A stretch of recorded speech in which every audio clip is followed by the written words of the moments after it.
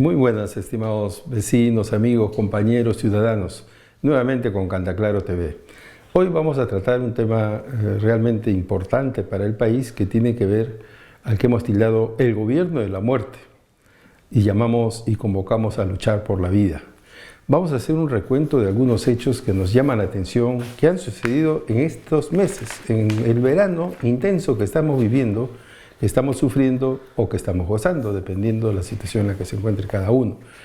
Pero tenemos que afirmar una cosa, tenemos un problema grave, tenemos muertes por falta de autoridad aquí en el país, por falta de gobierno, por falta de institucionalidad, por falta del cumplimiento del rol que tiene que tener el Estado de salvaguardar los derechos de los ciudadanos, particularmente el derecho a la vida, el derecho a la salud, el derecho a la educación.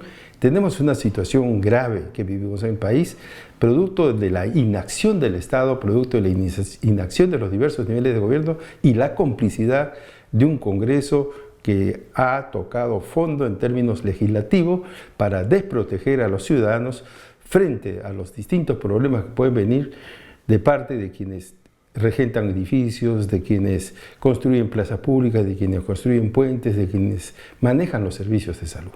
Tenemos casos realmente alarmantes. Hemos sido, producto de esta situación, informados de casos de muerte por suero fisiológico. 4 muertos y varios en peligro por consecuencia de eventos adversos. El caso de la niña menor de 1 año de la Clínica Sana es el caso más grave. Los padres de familia de esta niña habían contratado un seguro en la Clínica Sana con la finalidad de protegerla al máximo. Incluso dijeron, no vamos a ir al sector público porque es muy débil, no garantiza calidad, no garantiza buenas prestaciones. Contrataron los servicios de la Clínica Sana. ¿Y qué ha pasado? En la Clínica Sana fue contagiada por el suero fisiológico y esta niña menor de 1 año falleció, producto de un problema de un cuadro de intoxicación, deshidratación estomacal. Le aplicaron el suero fisiológico y el suero fisiológico fue lo que terminó matando. ¿Cómo muere esta niña? Ese suero fisiológico que estaba sobrecargado en términos de cloruro de sodio, ese suero fisiológico la quemó internamente, llegó hasta el cerebro y la mató a la niña. Lamentablemente estos hechos estamos viviendo en el país producto de un problema grave. Tenemos un Estado indolente, un Estado que no fiscaliza, un Estado que no supervisa y un Estado totalmente desatinado para enfrentar una situación de esta naturaleza. Este ha sido el 4º caso, pero hemos tenido decenas de casos en el camino, decenas de casos de personas que tenían toda la sintomología de estar aplicando un suero de estas características. ¿Cuánto es el exceso de suero, de cloruro de sodio? Cada litro tiene que tener un 0.9% de cloruro de sodio. Estos tenían 6 veces más. O sea, lo que era poder tener 2 cucharaditas de sal, se elevó a cerca de 5 o 6 cucharadas de sal por cada uno de estos. Obviamente esto generó una intoxicación interna en el cuerpo de las personas y les quemó internamente. Esta situación es totalmente grave, una irresponsabilidad de parte del Estado y lejos de trabajar a favor de la salud de la gente, implementan, contratan, nombran, sin ninguna explicación de por qué votaban al anterior director de DIGEMIC, nombran a otra directora que luego la termina votando ayer públicamente. Una improvisación absoluta del Estado, una incapacidad de resolver problemas, un ministro aferrado al cargo y no preocupado por la salud de las personas, no preocupado por lo que pasa con los individuos, simplemente aferrado al cargo. ¿Qué ha pasado? Ha cancelado el permiso del registro de producción de suero fisiológico a Medifarma. Ha cancelado y con lo cual ¿qué ha generado? Un desabastecimiento absoluto del suero fisiológico en el país. ¿Por qué? Porque Medifarma, a vistas y paciencias del Ministerio de Salud, era una fábrica de producción monopólica de este producto. Cerca del 80-90% del mercado se abastece a través del suero fisiológico de Medifarma.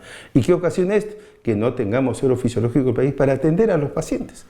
O sea, una medida también improvisada, absolutamente improvisada como esta, para el público, vamos a cerrar la fábrica. Cerraron la fábrica, efectivamente. Dejaron sin licencia. Perfecto, pero dejaron sin el suero fisiológico a miles de pacientes, con lo cual muchas personas en estos momentos se encuentran en riesgo por la situación que ha generado este ministro de Salud de desabastecimiento absoluto, porque detrás de esa medida no hubo un plan para atender el desabastecimiento. simplemente tomó la medida, sin medir las consecuencias. Esa es la irresponsabilidad de alguien que solamente está pensando en mantenerse en el cargo antes que solucionar los problemas que está generando producto de su incompetencia.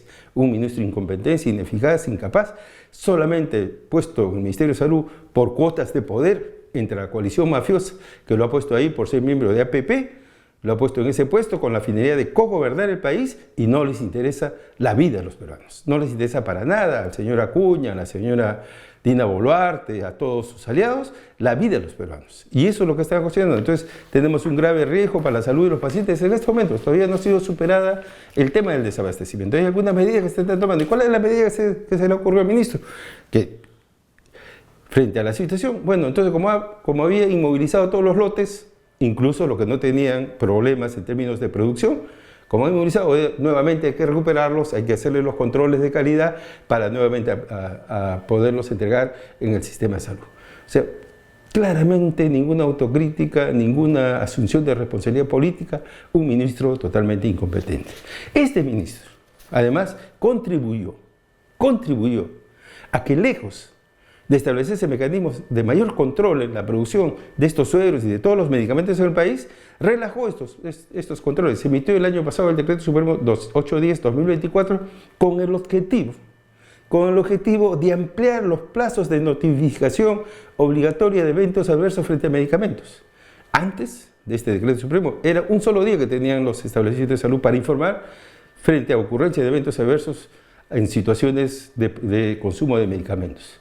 Ahora lo amplió a 7 días, con lo cual alargó el proceso de notificación obligatoria, de notificación de estos eventos adversos y por lo tanto nos expuso a todos los peruanos, como hemos estado expuestos y todos los principalmente que han estado en los hospitales públicos y privados que consumieron este suero, nos expuso a todos a una situación en la que lamentablemente ha tenido consecuencias de muerte. Eso es una grave irresponsabilidad de una autoridad que solamente piensa pues, en su beneficio personal, en el beneficio de los grupos de poder, los grupos económicos que están en la familia Picasso, que es la familia dueña de Medifarma, solamente piensa en los intereses de esos sectores y no le interesa la vida de los ciudadanos. ¿Qué ha pasado? Habiendo sacado ya a esta ministra, ha vuelto a improvisar.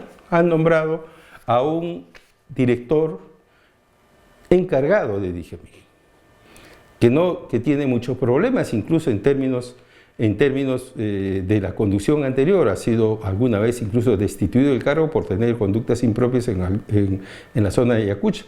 Esta persona ahora está ocupando el cargo transitorio de director de DIGEMIC. Transitorio.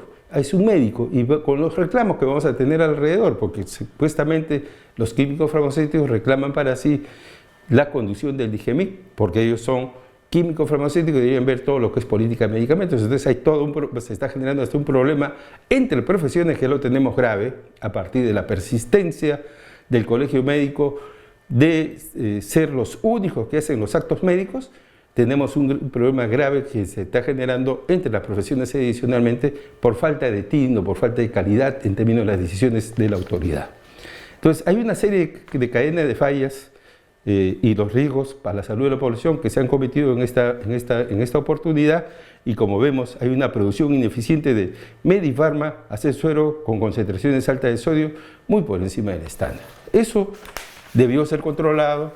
El DIGEMIC reclama, dice que no tiene la capacidad de controlar todos los lotes.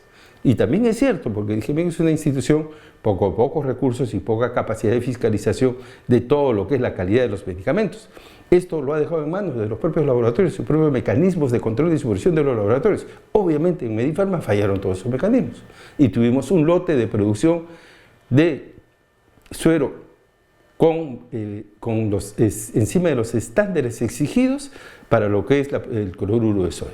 Y eso es lo que hemos vivido y estamos viviendo en estos momentos. Esta situación tiene que ver con un problema, obviamente, de falta de control, de supervisión, funcionamiento del Estado como un garante de la calidad de los servicios de salud en el país. Ante esto, incluso la propia Clínica Sana acaba de sacar un pronunciamiento diciendo que ellos han hecho una investigación sobre la base de un fallecido el 28 de febrero en Trujillo y otro fallecido el 11 de marzo, ellos hicieron una investigación sobre eso y encontraron recién que había asociación entre el consumo de suero fisiológico y la muerte de estas personas. Recién encontraron ahí. Pero no se fijaron, no hicieron una debida supervisión de los procedimientos médicos de varios pacientes que estaban sufriendo las consecuencias del consumo de ese suero fisiológico. No hicieron los debidos controles, la debida supervisión para determinar que estaban frente a un evento adverso. Un evento adverso no solamente se determina cuando ya se produce la muerte, se puede determinar a partir de la sintomatología. Eso significa seguir adecuadamente los protocolos médicos. Cuando no tenemos explicación de por qué se están sucediendo las cosas, porque supuestamente el suero es de buena calidad, entonces tenemos que fijarnos qué están consumiendo nuestros pacientes. En este caso, los pacientes que estaban en esta situación. No se fijaron qué estaban consumiendo los pacientes y, por lo tanto, no tuvieron una explicación coherente y retardaron la alerta del 28 de febrero, que sucedió el primer caso, al 21 de marzo. O sea, 3 semanas. 3 semanas, tiempo suficiente para poder contaminar a muchas personas y que ahora no sabemos exactamente cuál va a ser la cifra final. Al lado de estos problemas tenemos obviamente otros ejemplos que han ocurrido en este trimestre. El desplome del puente de Chancay. El 13 de febrero se produce el desplome del puente de Chancay. El puente de Chancay, en el cual han muerto aproximadamente cerca de 6 personas. Han habido muchos desaparecidos, heridos y personas que han sufrido consecuencias graves producto de este accidente. ¿Por qué se desplomó el puente de Chancay? Porque no hubieron los controles, las supervisiones, los mecanismos de vigilancia que debería tener el Estado, el Ministerio de Transportes y Comunicaciones, para ver que la infraestructura vial esté adecuadamente protegida. ¿Quién es el responsable del puente de Chancay, de mantener ese puente de Chancay? Norvial. Es una empresa concesionaria privada que al no tener los controles respectivos ha dejado que se deteriore el puente y ha tenido la caída que hemos visto y hemos observado todos, con las consecuencias que esto significa. Entonces estamos frente a un hecho muy importante que es el tema de la falta de supervisión, la falta de control del Estado. Lo mismo podríamos decir con la caída del techo de Real Plaza Trujillo. Otro hecho importante. Eso ocurrió el 21 de febrero. Cayó el techo de Real Plaza dejando hasta ahora 6 muertos y más de 70 heridos. ¿Quién es el responsable de esa situación? Carlos Rodríguez Pastor, dueño de Intercor y de Real Plaza. Nuevamente, un sector privado que se niega a la supervisión, que se niega a la acción del Estado para controlar sus actividades, que se niega a incluso a ser sancionado por parte de los municipios. Ha hecho lobbying en el Congreso para tener leyes especiales que casi impidan la clausura de esos establecimientos y ese hecho ha originado muertos. Estamos claramente relacionando lo que es la política con las consecuencias fatales que estamos teniendo en el país, producto de la incompetencia y sobre todo la complicidad criminal del Congreso y del Poder Ejecutivo con estos empresarios que no cumplen con los estándares que deberían de cumplir en términos de la calidad de los productos que deben ofrecer. En un caso, un centro comercial, en otro caso, un puente y en otro caso, establecimientos de salud. Al lado de esto, hemos visto otra noticia triste. A pesar de todas las denuncias que hemos tenido el año pasado sobre Coaligoarma, los problemas con intoxicación de alimentos en Coaligoarma, nuevamente una noticia. El 27 de marzo ha ocurrido la intoxicación de 15 niños escolares del Instituto Educativo Ramón Castilla del distrito de Coixco en Ancash, que resultaron intoxicados luego de consumir alimentos del nuevo programa Huasi Vicuna, es Coaligoarma, del Ministerio de Inclusión Social. Miren, todos los problemas que hemos tenido, supuestamente habían habido correctivos, hasta le cambiamos el nombre del programa, pero no hemos cambiado la calidad de las autoridades y la calidad de la prestación de este servicio. Y seguimos poniendo en riesgo la vida de nuestros niños, la salud de nuestros niños. Estos niños, supuestamente por la situación en la que estaban de intoxicación, debían haber sido tratados con suero fisiológico. ¿Ya? Porque ese es el tratamiento. Porque se estaban generando un problema grave de deshidratación producto de la intoxicación. ¿Miren? O sea, cómo se van asociando los problemas. O sea, generamos la situación complicada en términos de la intoxicación de los niños y los tratamientos a los cuales tienen que ir no son tampoco seguros, como es el caso del suero fisiológico. Entonces, no tenemos un sistema en general de construcción del Estado que nos dé seguridad. Porque al lado de esto seguimos pues con los problemas de la delincuencia, del sicariato, de las muertes. Hasta en este trimestre tenemos 500 muertos ya. 500 muertos ya en lo que va del año. Si multiplicamos por 4 fácilmente vamos a pasar los más de 2.000 muertos que fue el récord el año pasado. Entonces seguimos y todos los días acabamos de ver hoy en la madrugada, a las primeras horas del día, la muerte de un chofer en la zona de Cantacallao. La muerte de un chofer producto de los sicarios. Y así estamos viendo todos los días, cotidianamente, muertes y muertes y muertes. ¿Por qué? Porque tenemos un gobierno que ha abandonado la seguridad. Tenemos un país a la deriva. La crisis del régimen se profundiza. El pacto entre el gran capital financiero, agroexportadoras, conservadurismo y la nueva lumpenburguesía se apresta a ultimar el fraude del próximo año. Hay toda una estructura que se está construyendo. Este pacto desde el Congreso ha realizado modificaciones al sistema político que favorecen la dispersión y atomización de las acciones políticas. Cerca de 50 partidos se prestan a participar. Una fragmentación absoluta de la sociedad con articulaciones muy débiles y por lo tanto con una posibilidad de que pequeños grupos con capacidad de tener más del 6-7% puedan apropiarse de todo el sistema político, apropiarse de todo el Congreso. Con 6-7% pueden tener 15, 20, 25 parlamentarios porque van a haber muchos que no van a alcanzar ni siquiera ese porcentaje. Y por lo tanto esos pequeños grupos van a tener una presencia mayoritaria en el Congreso y vamos a reproducir el sistema político que tenemos actualmente. O sea, estos señores nos están llevando las narices a la misma situación que tenemos en estos momentos. No estamos cambiando nada. Y eso es lo que tenemos que tener en cuenta los ciudadanos en estos momentos. Y cuidado que encima de todo el sistema que han preparado en términos de legalidad, se vaya al fondo más en términos de la captura de los organismos del Estado, la OMPE y el Jurado Nacional de Elecciones. Tenemos, por lo tanto, un gobierno insensible a las necesidades del pueblo. Tenemos crisis alimentaria, crisis climática, desempleo alto sin oportunidades. Según la Superintendencia Nacional de Migraciones, tenemos entre enero y septiembre del 2024 cerca de 600.000 peruanos que se han ido del país. Tenemos más de 3 millones fuera de nuestro país, de nuestro territorio. Y nos estamos espantando con la migración venezolana. Nosotros hemos migrado más de 3 millones de personas. Y nos estamos espantando de la migración venezolana, diciendo cómo es posible que vengan todos los migrantes. Nosotros estamos exportando migrantes. ¿Por qué? Porque la gente ya tiene desesperanza en nuestro país, ya no lo ve viable y eso es parte de un problema.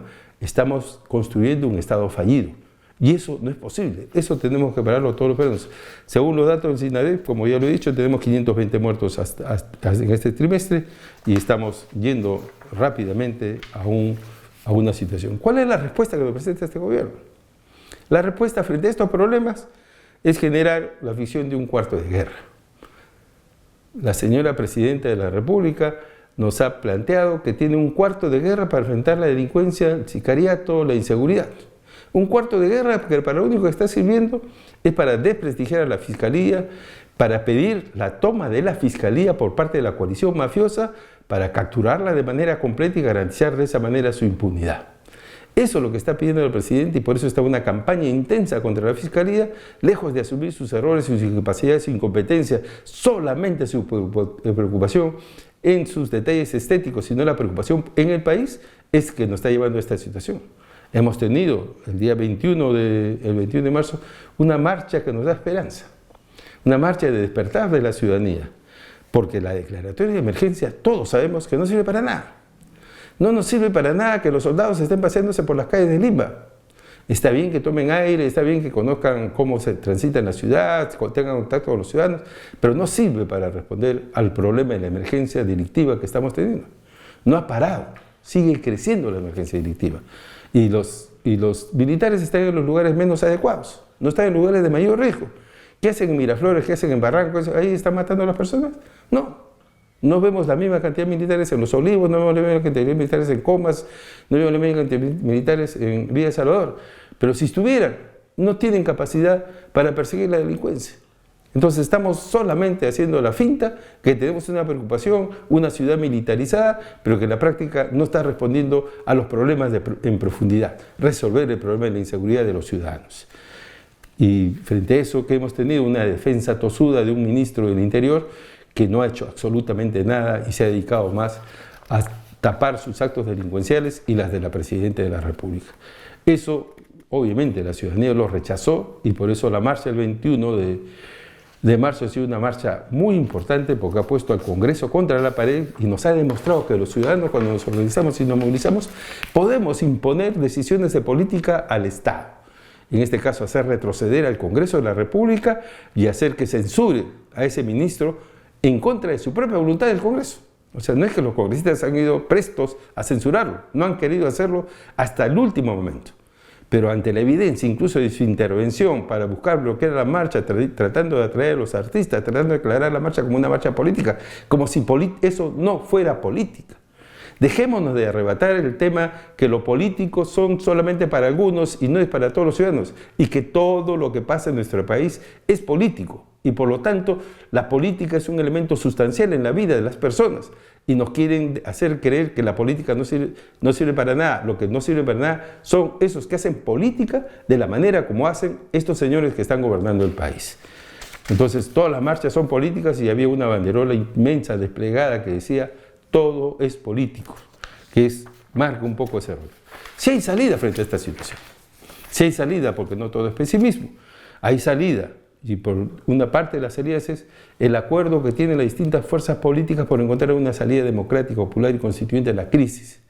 El bloque que se va constituyendo entre los sectores populares, una unidad política, social y electoral, que no sea solamente una unidad electoral, sino que además se plantee y se ponga sobre el hombro la solución de los problemas del país. Que no espere al 28 de julio del año 2026 para enfrentar las soluciones del país, sino que plantee planes, acciones, propuestas desde ahora, así como hacen los compañeros del sur del país, que están reclamando desde ahora tener gas para el sur en contra del proyecto del Poder Ejecutivo que trata de hacer el gas por la ruta costera y solamente llevar con camiones algunos bolsones de gas en algunas zonas para el expendio en las zonas del sur. Sino deben tener sus propios ramales, deben tener su propia construcción y debe llegar el gas domiciliario, gas para la petroquímica, gas para la industrialización, gas para un proyecto de desarrollo de la macrorregión sur del país que implique también la renovación de generar energías renovadas para poder tener una matriz energética diferente. Eso es importante, hay una lucha que han iniciado los compañeros de la convención, los compañeros de Quillabamba, se están solidarizando los compañeros de Puno, Tacna, Moquegua, Arequipa, y esa va a ser una gran disputa de la Macrosur y al cual tenemos que apoyar y tenemos que trabajar solidariamente. Lo mismo para los campesinos, para los productores agrarios, para los que trabajan en el agua, para los que trabajan la minería, para los que trabajan el agro. También es importante constituir un movimiento a partir de distintas plataformas de organizaciones sociales, como el caso de la Confederación Campesina del Perú, para enfrentar el problema de la falta de una segunda reforma agraria, una reforma agraria que coloque en el centro la soberanía y la seguridad alimentaria para el país. Otro tema que también se está trabajando y hay ya una acción que se está proponiendo en términos de la OMPE para trabajar el tema de la seguridad, pero una perspectiva desde la ciudadanía, una perspectiva de los luchadores sociales, de los que están trabajando en las ciudades por mejorar las condiciones de seguridad. Y también el reclamo porque se deroguen todas las leyes pro crimen del Congreso de la República. Se está iniciando una marcha ciudadana para presentar un proyecto de ley al Congreso y obligar a este Congreso mafioso a que apruebe la derogatoria de todas las leyes pro crimen que ha promovido este Congreso mafioso, este Congreso insensatos, incapaces, irresponsables, como son los de Perú Libre, como son los de Fuerza Popular, como son los de APP, que han hecho una estructura criminal legal para poder mantener la impunidad de las distintas bandas criminales, incluidas las suyas. Y finalmente necesitamos un país construido y organizado para la vida. No podemos seguir con un país cuya organización esté ligada a la muerte. Tenemos que construir un país para la vida. Bien, dicho todo esto, queremos hacer un momento especial. Un momento especial para un camarada que en estos momentos nos acompaña. era nuestro camarógrafo, era nuestro productor, era nuestro mentor. Gracias a él produjimos este programa, Canta Claro. Gracias al esfuerzo de sus equipos y a su empeño por sacar adelante un medio de comunicación alternativo, el compañero Daniel Martínez. El compañero Daniel Martínez, yo lo conocí, era una persona muy entregada a sus convicciones, muy entregada a sus convicciones. Ha fallecido, y hablar de él pues, es hablar de una trayectoria limpia en su lucha permanente por lograr una sociedad digna y solidaria. Daniel era parte de una generación de esos que se entregan a sus causas, que no miden las consecuencias porque creen que lo que están soñando es lo mejor para el país, para sus hijos, para sus nietos, a quienes le damos nuestras condolencias desde acá. Personas que entregaron a su padre al servicio de esta causa, tuvieron que compartir con todos nosotros esta lucha. Tiempo que pudo dejar él de dedicarse a ellos por dedicarse a esta lucha. Daniel tiene varios hijos, una persona también bastante productiva en ese sentido, y muy querido por lo que he visto en el acompañamiento que hemos hecho a la familia en estos días. Daniel, yo me fui a despedir de él y él seguía en la lucha. Me decía, tenemos que seguir con Canta Claro TV, no podemos abandonar. No te olvides que hay que ir a la marcha, hay que estar en todo, compañero, hay que seguir luchando. Eso me dijo el último día que lo vi y el último día que estuvo con vida. Su compromiso obviamente es mariateguista, lo llevó a lo largo de toda su vida, siempre buscó luchar por la unidad, siempre tuvo el pensamiento claro, diáfano, transparente, ninguna malicia, ninguna intención secundaria, siempre franco y abierto con todos nosotros. Daniel era un comunicador orgánico al partido. Él participó en el Partido Unificado Mariateguista, pero además participó en organizaciones sindicales. Fue secretario general del Sindicato de Trabajadores del Canal 7. O sea, ese era su chamba, un hombre entregado a la lucha de los trabajadores, entregado a la lucha política.